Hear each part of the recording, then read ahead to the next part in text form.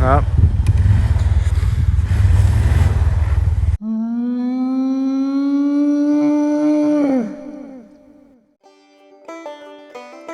Today we're heading to the trail with our old classic rigs to do a little hill climbing, play in the snow, and try to return home without breaking anything.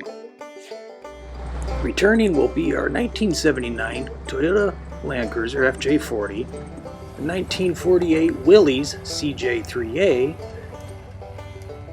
and a newcomer, a 2009 Polaris RZR. We were looking for some hills to play on and figured we'd start small and realized right away that that wasn't going to be much of a challenge for the old FJ, nor was it going to be much of a challenge for the old Willys. So we backed them up, headed up the trail a little farther to find some deeper snow, some longer hills, and hopefully a little more of a challenge. Well, that wasn't much of a challenge. Let's see how the old Willys will do.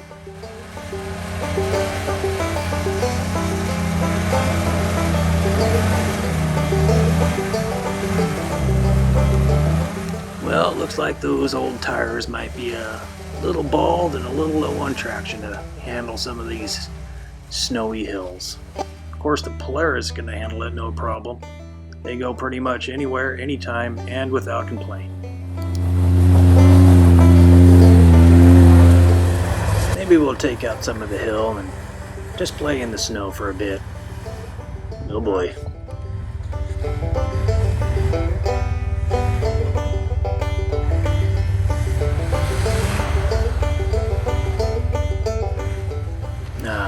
There we go.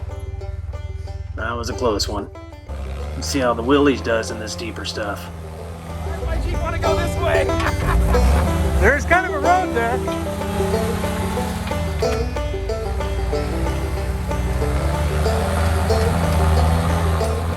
Well, now it's getting along pretty good.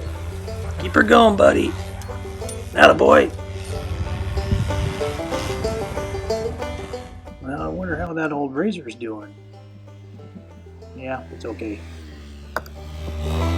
The capability is the RZR, then the FJ, and then the CJ. Well, no, the RZR, the FJ, a bicycle, and then the CJ. Well, she's got lockers. She just ain't got any traction. Well, I think the Willys is pretty capable, especially when you start considering other things such as approach angle and departure angle.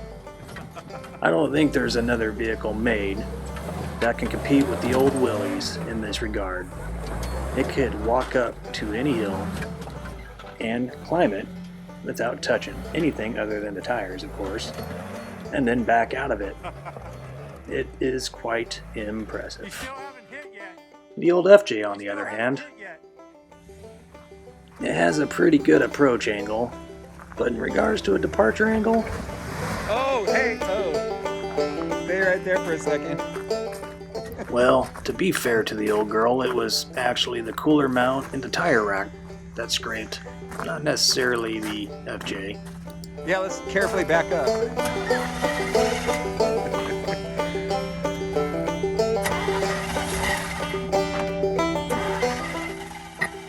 Well, that's not good.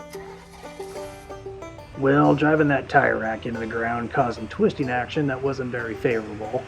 Ultimately, what happened was the tub split right along the inner fender connection. It's going to take a little creativity here to keep this thing together until I can find a more permanent repair, but I do have some diamond plate back at the shop.